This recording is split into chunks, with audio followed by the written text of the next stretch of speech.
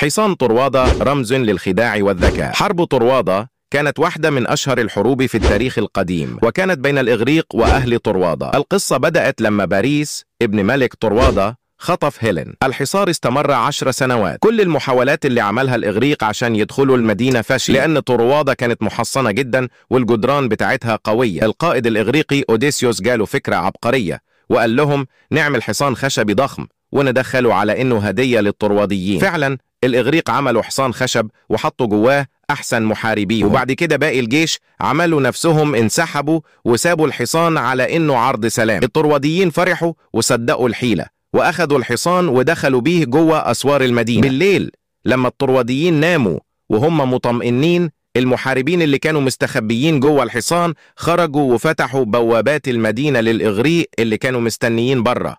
الإغريق دخلوا وهجموا على المدينة من جوه،